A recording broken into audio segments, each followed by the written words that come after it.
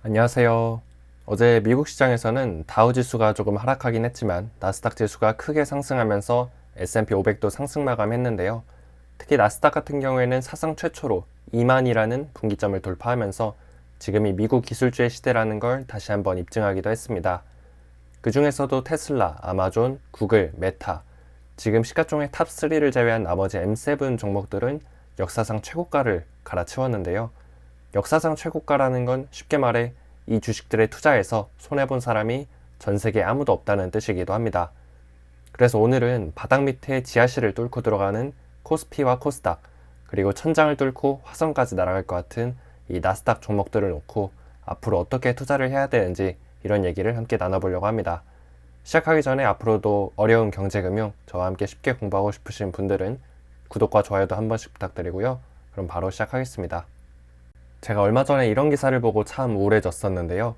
국내 증시에 상장된 기업들 중 3분의 1이 52주 신저가를 기록했다고 합니다. 코스피에서 267개, 코스닥에서 686개, 비율로 치면 코스피는 28%, 코스닥은 41% 종목이 52주 신저가를 기록한 건데요. 올해 내내 증시 분위기가 너무 안 좋고 심지어 전쟁 중인 나라보다도 수익률이 좋지 못했었는데 최근에 비상기업 사태까지 터지면서 한국 시장을 떠난 투자자들이 많았었죠. 외국인의 경우에도 일단 불확실한 한국에선 자금을 빼라는 지시가 있었다 하고 이걸 연기금이 받아주면서 방어를 하려고 했는데 국장에 지친 개인 투자자들도 같이 주식을 팔고 떠나면서 코스피는 2400, 코스닥은 700선이 붕괴되기도 했습니다. 다행히 지금은 어느 정도 안정을 되찾고 코스피가 다시 2500선 부근에 오긴 했는데요. 반면에 미국 시장은 지금 분위기가 너무 좋습니다. 이번에 신고가를 기록한 4개 종목만 살펴보면 테슬라는 이미 다들 잘 아시겠지만 트럼프 정권 최대 수혜주로 꼽히면서 11월, 12월에 폭등을 했습니다. 지금 자율주행, 로봇 규제 완화 기대감 물론이고 얼마 전에는 계속해서 나온 떡밥이긴 했는데 보급형 전기차 모델 Q가 나온다는 소식에 한 번 더 탄력을 받았었죠. 그리고 아마존 같은 경우에도 그동안 얘네가 뭐 하는지 우리가 잘 모르고 있었는데 최근에 자체 AI 반도체 개발도 열심히 하고 있었고 클라우드 시장 여전히 죽지 않았구나. 그리고 미국 소비가 생각보다 안 꺾이면서 이커머스도 좋구나 하면서 신고가를 뚫어버렸습니다. 그리고 또 얼마 전에는 애플 인텔리전스 학습에 이 아마존의 ASIC이 쓰인다는 소식에 주목을 받기도 했었고요. 다음으로는 구글과 메타, 여기는 많은 수익을 광고로 벌어들이고 있는 회사인데 요새 미국 경기가 괜찮다 보니까 광고주들이 지갑을 열고 있다 하죠. 심지어 테슬라도 4년 만에 해체했던 광고 사업부를 다시 가동한다고 하는 루머도 있던데 테슬라는 사실 광고에 돈을 안 써도 유저들이 알아서 광고를 해주는 기업이었잖아요. 그런데 어떤 이유인지는 모르겠지만 테슬라가 다시 한번 광고 사업을 시작한다고 하는데 이 얘기는 조금 더 지켜보고 말씀드릴 수 있을 것 같습니다. 아무튼 구글과 메타는 이렇게 본업인 광고 시장이 호황인데다가 구글은 최근에 AI, 자율주행, 양자 컴퓨터 이런 모멘텀이 부각받기도 했었고 메타는 XR, AI 그리고 얼마 전에 쇼폰 경쟁사인 틱톡이 미국에서 서비스 금지를 당하면서 수혜주로 꼽히기도 했는데요. 자, 그럼 이렇게 완전히 디커플링 돼서 거꾸로 움직이는 국내 증시와 해외 증시, 특히 미국 시장과 한국 시장, 2015년에는 어떻게 투자를 해야 될까요? 지금 분위기만 놓고 보면 완전히 한국은 망한 것 같고 미국만 앞으로도 계속해서 잘 나갈 것 같은데요. 저도 국내 증시에 투자했던 게 후회되고 화가 날 때도 있습니다. 하지만 감정을 어느 정도 내려놓고 생각해보면 지금보다 과연 더 나빠질 게 있을까 하는 생각도 들고요. 오히려 이렇게 모두가 비관적일 때 최대한 희망적인 부분을 찾아서 더 고민하고 공부해서 투자를 하면 주식을 싸게 살 수 있는 기회가 될 수도 있지 않을까 싶습니다.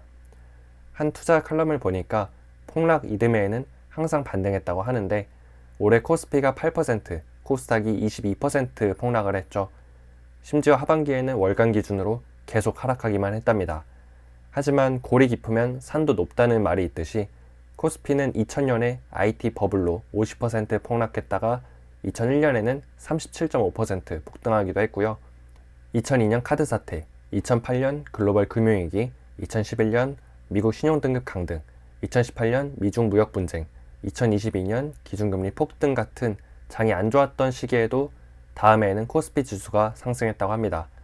2018년에 코스닥이 15.4% 하락하고 이듬해인 2019년 0.9%로 약보합했던 게 유일한 예외 사례일 정도로 폭락 다음에는 최소한 기저효과 때문이라도 오른다는 게 역사적으로 반복되어 왔는데요.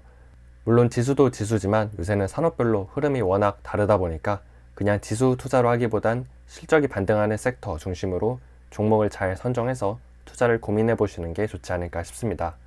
요새 국정이 마비되고 외교에서 공백이 생긴 게 불안하긴 한데 만약 정권이 교체되더라도 펀더멘털의 이슈가 없는 회사들도 있고요. 특히 민주당에서 주장하던 상법 개정까지 조속히 이루어지면 장기적으로는 한국 시장에 대한 투자 매력도가 높아지지 않을까 싶기도 합니다.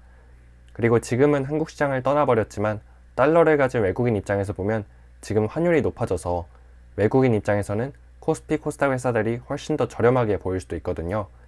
반대로 우리가 지금 미국 투자를 하려고 하면 환율 1,400원, 1,450원 이런 걸 감안하고 투자를 해야 되는데 여기서 환율이 더 오를 수도 있고 환율이 올라도 그것보다 더 크게 미국 주식이 오를 수도 있긴 하지만 미국 투자를 하시기 전에 반대로 환율이 떨어지는 것까지 감안하고 투자를 결정하셔야 된다 이런 말씀을 드리고 싶었습니다. 물론 지금 당장 국내 증시에 투자해야 된다, 미국 시장에 있던 걸 빼서 한국 시장에 넣어야 된다 이 정도는 아니긴 한데 진짜 투자를 좀 해보신 분들이라면 이렇게 시장에 피가 낭자하고 모두가 아니라고 할 때가 진짜 들어가는 걸 고민해야 될 시점이란 걸 잘 알고 계실 겁니다. 지금보다 더 암울했던 IMF, 서브프라임, 코로나 같은 경제금융위기도 우리가 다 극복을 했었잖아요. 이럴 때일수록 부정적인 생각보다 긍정적인 생각으로 침착하게 투자 기회를 함께 모색해 나갔으면 좋겠습니다. 한국에 투자하고 계신 분들 모두 힘내시고요. 분명 다시 한번 때가 올 겁니다.